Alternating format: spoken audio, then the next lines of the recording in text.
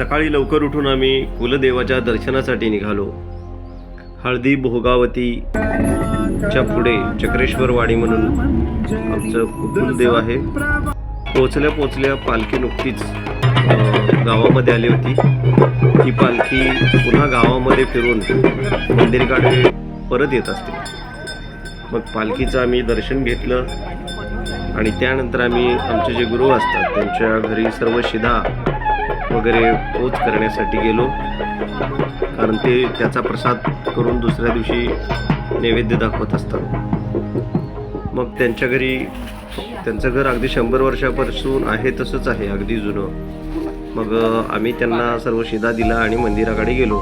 तिथे प्रचंड गर्दी होती. तोपर्यंत आमचे हे पुतळे कपाळावरती चंदनाचा शिक्का उठवून घेत होते. दर्शन घेतलं, दर्शन घेऊन बाहेर आलो. मंदिराच्या मागे हा कुंड आहे. त्यानंतर दर्शन घेतल्यानंतर जोपर्यंत आपण शिखराचं दर्शन घेत नाही तोपर्यंत त्याचं फळ आपल्याला मिळत नाही असं म्हणतात. मग बाहेर येऊन आम्ही शिखराचं दर्शन घेतलं. त्यानंतर परत निघत असताना परत आम्हाला वाटेत पालखी गाठ पडली, जी मंदिराकडे परत येत होती. आम्ही पुन्हा एकदा पालखीचं दर्शन घेतलं.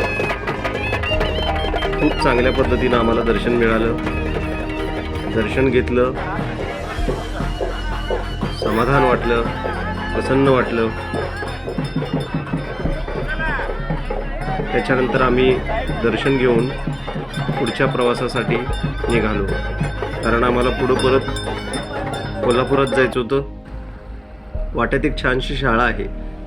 त्या शाळेच्या पटांगणावर गाडी पार्क केली आणि तिथे एक असं छान हवेशीर जागा आहे, जिथं आम्ही दरवर्षी फराळ करायला बसतो. या कौलारू छपराखाली शाळेच्या आम्ही सगळे एकत्र बसून फराळ करतो.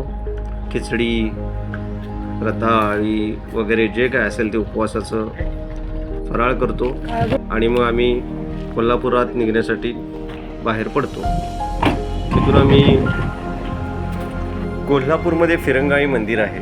त्या फिरंगाई देवीचं दर्शन घेण्याची आमची फार जुनी परंपरा आहे. चक्रेश्वरचं दर्शन घेतल्यानंतर फिरंगाई मातेचं दर्शन घेऊन आम्ही मग तिथून सरळ महालक्ष्मीच्या दर्शनासाठी आलो. महालक्ष्मीच्या दर्शनासाठी आल्यानंतर मुखदर्शन घ्यायचं ठरलं आमचं, कारण गर्दी प्रचंड होती. दर्शन घेऊन आम्ही बाहेर निघालो. बाहेर निघाल्यानंतर मग बाहेर सुंदर छान छान दुकानांमध्ये वस्तू काय काय असतात तिथून वस्तू खरेदी केल्या आणि त्यानंतर आम्ही मिरजेला येण्यासाठी परत निघालो.